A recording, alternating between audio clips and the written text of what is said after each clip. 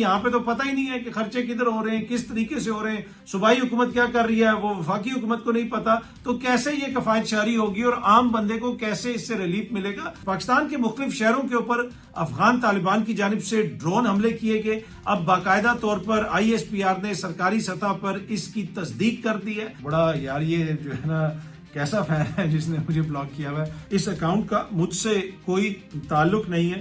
Iran ने Saudi अरब के अंदर कार्रवाई की है, अमरीकी अड्डे को निशाना बनाया है, जिसमें 5 त्यारे उनके तबाह हुए। ईरान ने एक और ऑफर कर दिया, उन्होंने कहा कि अगर किसी ने अपना ऑयल टैंकर इधर से गुजारना है तो वो हमें चाइनीज करेंसी में पेमेंट करे। जी हाँ जी, अस्सलाम वालेकुम। उम्मीद है कि आप सब लोग खैरियत से होंगे। वज़ीर आज़म शहबाज शरीफ साहब ने कहा है कि कफायत शारी के जरिए जो पैसा बचेगा, सरकार जो पैसा बचाएगी वो अवाम के रिलीफ के लिए इस्तेमाल होगा। मेरा क्वेश्चन अभी भी वहीं पे है कि सरकार कोई फिगर क्यों नहीं दे रही, हुकूमत ये क्यों नहीं बता रही कि इतना हमारा रोज का खर्चा है या इतना हमारा हफ्ते का खर्चा है, इसमें से इतना हम बचाएंगे और ये पैसा अवाम के ऊपर इस जगह पे खर्च होगा। उनको पेट्रोल में सब्सिडी दी जाएगी, उनको बिजली के बिलों में छूट दी जाएगी, किस तरीके से वो अवाम की रिलीफ पे खर्च होगा। और वो फिगर आना बहुत जरूरी है कि पहले कितना खर्चा हो रहा है और उसमें से हम कितना बचाएंगे और वो पैसा किस तरीके से खर्च होगा। इसलिए कि अगर आप सरकार के मुख्तलिफ महकमों की बात करें तो हालत यह है कि यहाँ पे तो आपको कोई कोऑर्डिनेशन नजर नहीं आती, किसी को यह नहीं पता होता कि दूसरा महकमा क्या कर रहा है।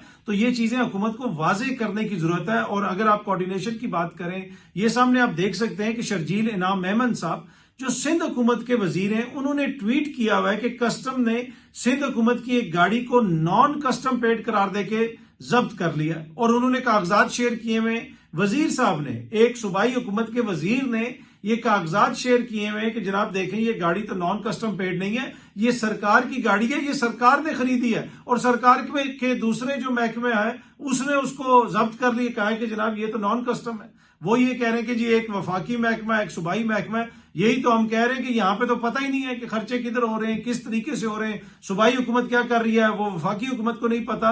तो कैसे ये कफायत शारी होगी और आम बंदे को कैसे इससे रिलीफ मिलेगा, इस हवाले से एक वाज़ेह प्लान देने की जरूरत है और अदादो शुमार शेयर करने की जरूरत है। बताएं ना जी आप कितना रोज पेट्रोल खर्च कर रहे हैं और कितना अब आप कम खर्च करेंगे और उससे जो बचत होगी वो अवाम के ऊपर कैसे खर्च होगी। पाकिस्तान के मुख्तलिफ शहरों के ऊपर अफगान तालिबान की जानिब से ड्रोन हमले किए गए। अब बाकायदा तौर पर ISPR ने सरकारी सतह पर इसकी तस्दीक कर दी है।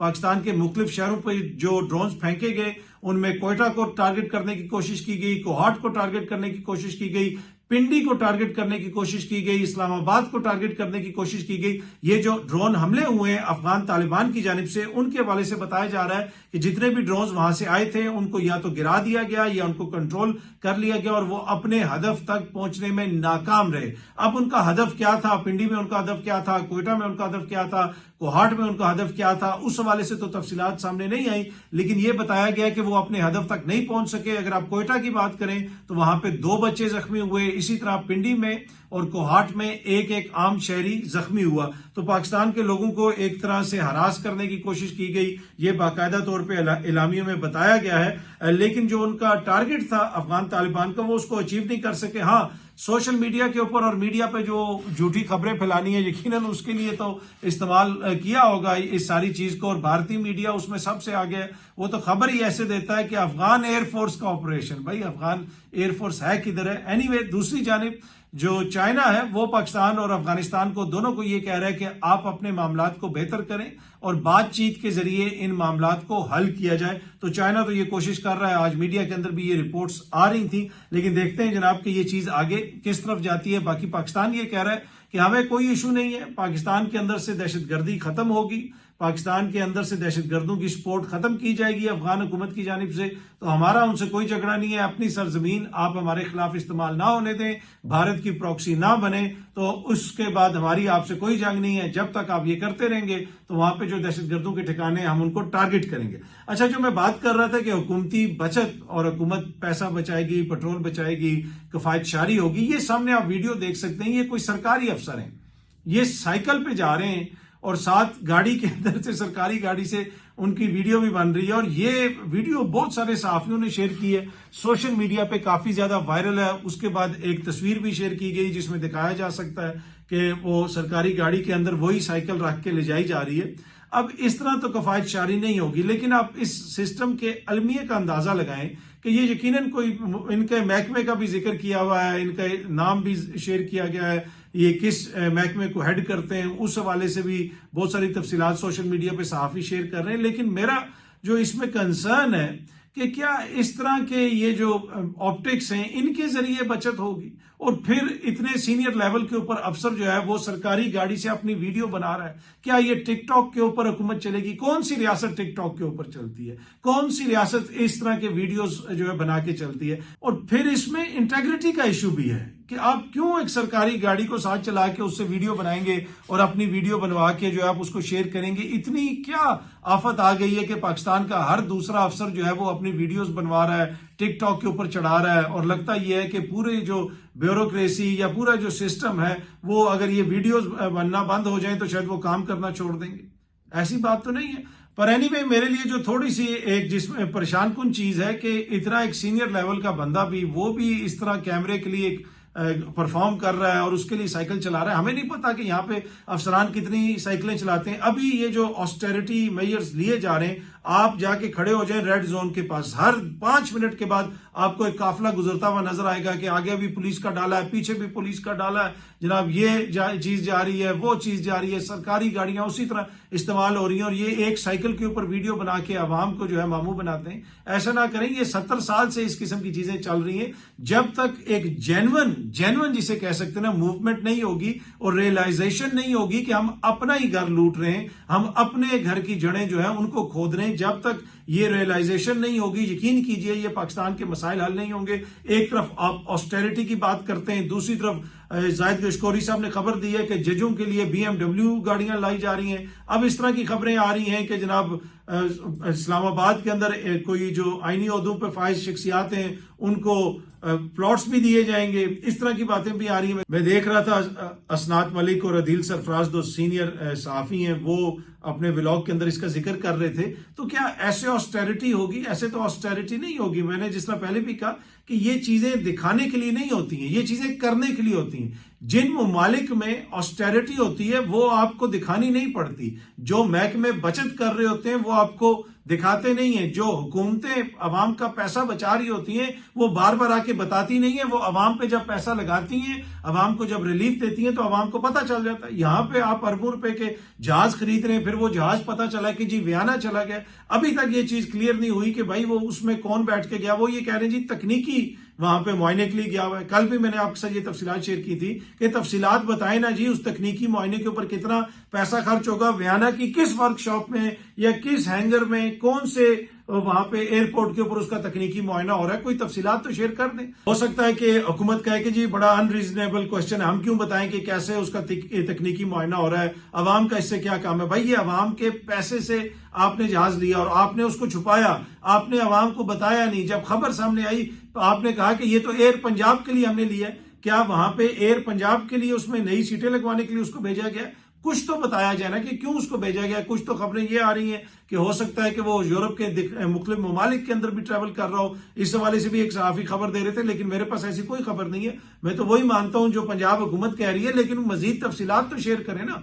ये तफसीलात भी तब पंजाब हुकूमत ने शेयर की जब मामला सोशल मीडिया के ऊपर उठ गया कि जनाब ये त्यारा तो वियना पहुंच गए। आजकल के दौर में आप ये चीजें नहीं छुपा सकते। उनके जो पायलट हैं उनके भी आपको पता है कि आगे रिलेशंस होंगे, उनके ताल्लुकात होंगे। ये चीज कभी ना कभी जरूर सामने आएगी कि कौन त्यारे में गया है, क्यों गया है, किस तरह उसका मुआयना हो रहा है, क्या हो रहा है। तो हुकूमत पंजाब अगर खुद शेयर कर दे तो ज्यादा बेहतर है। ऐसी कौन सी चीज है कि जिसके ऊपर इतनी ज्यादा पर्दादारी है कि जब तक मीडिया पे या सोशल मीडिया पे खबर नहीं आती तब तक कोई तफसीलात शेयर नहीं की जाती। अच्छा, कल वो मैंने अपने व्लॉग के अंदर आपके साथ शेयर किया था, अपने पिछले व्लॉग में जो आपने देखा है उसमें मैंने बताया था कि एक अतर काजमी फैन अकाउंट है सोशल मीडिया के ऊपर, और वो इतना बड़ा मेरा फैन है कि उसने मुझे ही ब्लॉक किया। भाई ये मैंने आपको उसके स्क्रीनशॉट नहीं दिखाया था, ये मैं दिखा देता हूँ। ये अकाउंट है जी।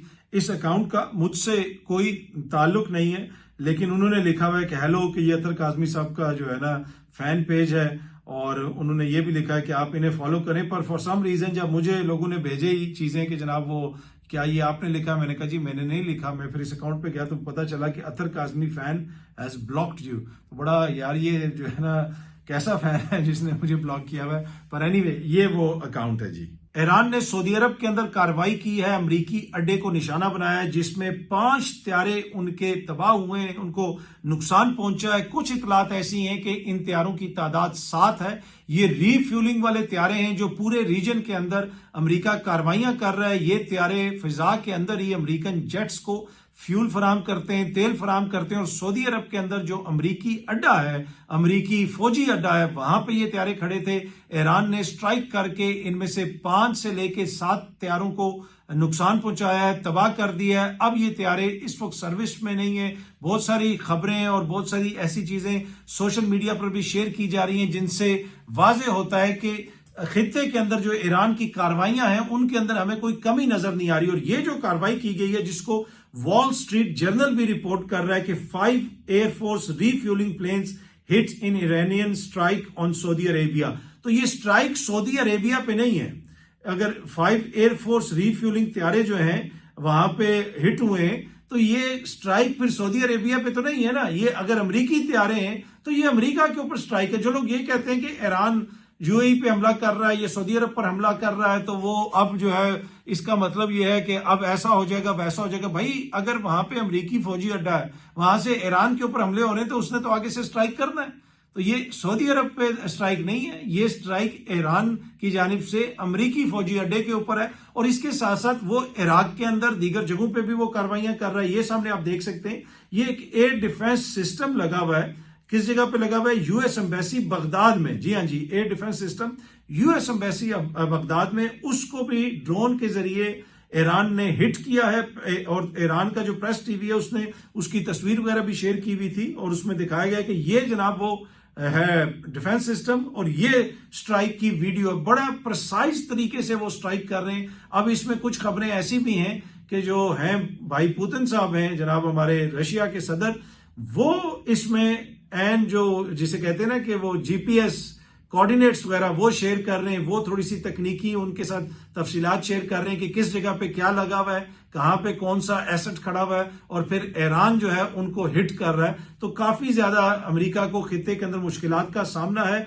और ईरान मशरक वस्ता के मुख्तलिफ इलाकों में जो अमरीकी इंटरेस्ट हैं, अमरीकी अड्डे हैं, उनको टारगेट कर रहा है। इसराइल को मसलसल टारगेट कर रहा है। और कुछ लोगों को ये खदशा है कि अमेरिका इस जंग में फंसता जा रहा है। और यही वजह है कि सदर ट्रंप के एक मशीर ने उनको मशवरा दिया है कि भाई आप ये ऐलान करें कि हम जंग जीत गए और इससे निकलें। दुनिया आपके साथ अब उस तरह नहीं खड़ी है। और हमने देखा कि एक दफा फिर वजीर आजम ने खुलकर इस जंग की मुखालफत की और कहा है कि अमेरिका और इसराइल गैर कानूनी जंग लड़ रहे हैं, इन्होंने गैर कानूनी जंग मुसल्लत की है, हमले कर रहे हैं ये ईरान के ऊपर। मैं बात कर रहा हूं स्पेन के वजीर आजम की, आपने घबरा नहीं जाना, मैं किसी और वजीर आजम की बात नहीं कर रहा। स्पेन के वजीर आजम ने यह कहा है, पेड्रो सांचेज साहब ने तकरीर करते हुए कहा है कि यह नहीं हो सकता कि पहले आप आग लगाएं और आग लगाने के बाद आप ये शिकायत करें कि जनाब यहां से धुआं क्यों उठ रहा है। उन्होंने कहा कि ट्रंप और नेतन्याहू ने ईरान के साथ जंग छेड़कर पूरी दुनिया के अंदर एक तरह से आग फैला दी है, अफरा तफरी फैला दी है। आप इन लोगों की हमायत नहीं कर सकते, किसी सूरत में भी इनकी हमायत नहीं कर सकते। वो लोग जो पहले दुनिया के अंदर आग लगाते हैं और फिर जब धुआं उठता है तो दूसरों के ऊपर इल्जाम डाल देते हैं कि जनाब उनका कसूर है। उन्होंने कहा कि तुम लोगों ने आग लगाई है, अब जब पूरे खित्ते के अंदर आग लग रही है, धुआं उठ रहा है, तो तुम इल्जाम लगा रहे हो ईरान के ऊपर। नहीं, ये तुम्हारी लगाई हुई आग है, ये गैर कानूनी जंग है। ये कह रहे हैं वजीर आजम साहब, स्पेन के वजीर आजम साहब, और खुल के कह रहे हैं और पहले दिन से कह रहे हैं कि ये गैर कानूनी जंग है। अच्छा, ईरान ने एक और ऑफर कर दिया। उन्होंने कहा कि अगर किसी ने अपना ऑयल टैंकर इधर से गुजारना है तो वो हमें चाइनीज करेंसी में पेमेंट करे। जी हाँ जी, जो भी मुल्क चाइनीज करेंसी में पेमेंट करेगा या चाइनीज करेंसी के अंदर तेल खरीदेगा, उसको हम गुजरने देंगे। किस उधर से अगर खित्ते से कहीं और से भी बेशक वो तेल खरीद ले, लेकिन खरीदना जो है चाइनीज करेंसी के अंदर होगा। उन्होंने ये कहा है कि कोई भी ऑयल की ट्रेडिंग जो चाइनीज करेंसी में होगी उसके बीच में हम रखना नहीं डालेंगे, उसको हम जाने देंगे। और ये एक बड़ा इंपॉर्टेंट मूव है, क्योंकि अमेरिका जो पूरी दुनिया पे अपनी इजारादारी कायम करके बैठा हुआ है, उसमें एक इंपॉर्टेंट चीज ये भी है कि दुनिया डॉलर में ट्रेड करती है। अगर चाइनीज करेंसी में ट्रेड होना शुरू हो गया तो अमेरिका के लिए तो बड़ा मसला बनेगा। तो ये एक तरह से जिस तरीके से ईरान उनको टारगेट कर रहा है फौजी एतबार से, वो भी नुकसान पहुंचा रहा है, लेकिन अब इकोनॉमिकली भी उन्होंने ये जो ऐलान किया है, इससे काफी ज्यादा मेरे ख्याल में आईब्रोज रेज हुए होंगे अमेरिका के अंदर और काफी उनको परेशानी होगी। और वैसे भी इस जंग के अंदर कई अरब डॉलर का अब तक अमेरिका को नुकसान हो चुका है। छोटे छोटे उनके जो ड्रोन्स हैं, छोटे छोटे जो उनके वेपन सिस्टम है ईरान के, उनको टारगेट करने के लिए आगे से अमेरिका मिलियंस ऑफ डॉलर्स के वेपन सिस्टम इस्तेमाल कर रहा है। और ईरान ने भी कहा है कि ये जो इनकी फनी खराबी होना शुरू हो गई है इनके तैयारों के अंदर, और कभी कोई चीज गिर जाती है, कभी क्या होता है, तो ये आने वाले दिनों में मजीद फनी खराबियां होंगी। और बुनियादी तौर पर उन्होंने ये कहा कि ये हम इनको हिट कर रहे हैं, ये मान नहीं रहे। और अमेरिका की अब वहां पे हलाकतें भी हो चुकी हैं फौजियों की, अमेरिका के एसेट्स खित्ते के अंदर टारगेट हो रहे हैं, और मुख्तलिफ जगहों से इस तरह की खबरें भी आ रही हैं कि यहाँ पे भी चीज टारगेट हुई है, वहां पे भी चीज टारगेट हुई है। वैसे जो मशरक वस्ता के ममालिक हैं वहां पे ये पाबंदी है, खुसूसन यूएई में,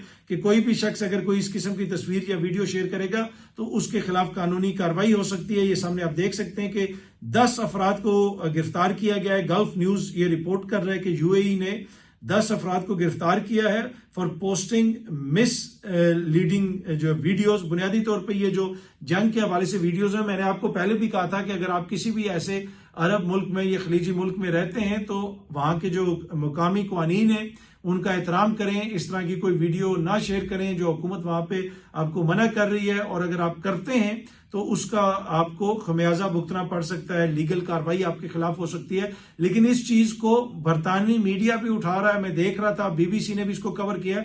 गालबन वहां पे कोई 60-65 साल के किसी बरतानवी शहरी को भी पकड़ा गया, उसने भी कोई वीडियो वगैरह या कोई चीज शेयर की थी। और उसी के ऊपर मैं देख रहा था कि वहां पे जो बीबीसी के एक एंकर हैं वो किसी यूएई के मिनिस्टर का वो इंटरव्यू वगैरह कर रहे थे, और इसमें वो कह रहे थे भाई फोटो खींचने के ऊपर आप लोगों को 2 साल के लिए जेल में भेज देंगे। तो वो आगे से बता रही थी नहीं, फोटो का मसला नहीं है, मिसलीडिंग चीजें और ये और वो। पर एनीवे ये जो इस तरह की खबरें आ रही है ना, एक तो जो यूएई पे अटैक्स हो रहे हैं, दुबई में जाके जो ड्रोन्स लग रहे हैं, जो उधर से हम मनाजिर देख रहे हैं, उससे दुबई को बहुत नुकसान होगा। और फिर इस तरह की खबरें देखें, फोटो खींचने के ऊपर आप पकड़े जाएंगे।